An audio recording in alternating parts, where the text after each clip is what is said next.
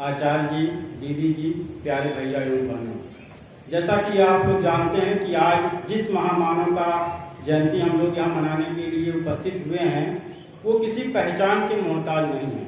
उनको पूरा भारत ही नहीं, यूँ कहें तो पूरा विश्व जानता है।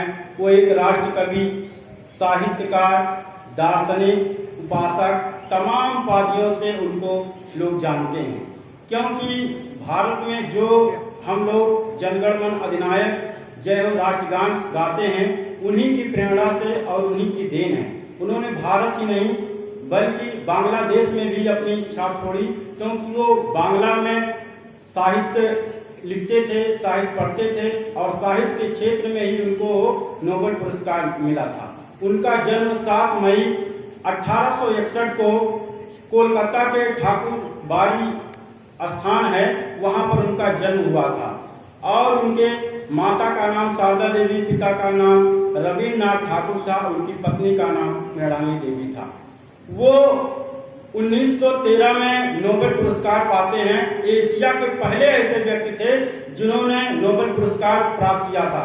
इसके पहले किसी को साहित्य के क्षेत्र में नोबेल पुरस्कार नहीं मिला था। और जब वो पाए, गीतांजलि उनकी जो प्रसिद्ध पुस्तक है, उस पे जो है उन्होंने जो लिखा था और उसको नोबेल पुरस्कार के रूप में जो स्विट्जरलैंड के जो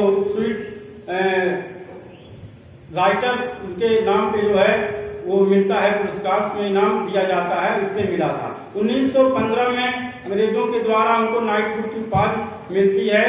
और जब यहाँ पर अंग्रेजों का शासन था तो उन्होंने साहित्य के क्षेत्र में राष्ट्रभक्ति की भावना को जगाने के लिए, मातृभूमि की सेवा करने वाले देशभक्तों को जगाने के लिए, अनेक महापुरुषों को जगाने के लिए उन्होंने जो है देश प्रेम की भावना को जागृत किया था। उनका जो जीवन था वो एक साहित्यकार की तरह था। साहित्य के क्षेत्र में उन्होंने अपनी ख्याति प्राप्त की थी।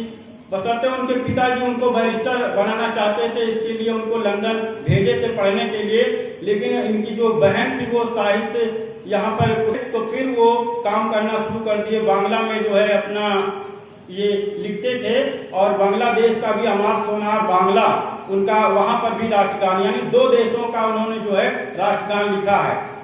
उनकी जो मृत्यु है वो 7 अगस्त 1941 को वही ठाकुरबाड़ी में ही होती है।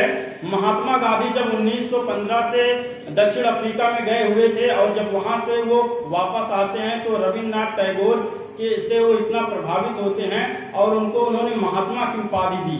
और महात्मा गांधी जी भी जो है उनको गुरुदेव की उपाधि से जानते हैं कि जब हम किसी को सम्मान देते हैं तो सम्मान देने के लिए हमको स्वयं पहले जो है उस आदर्शों पर, उस विचारों पर चलना पड़ता है।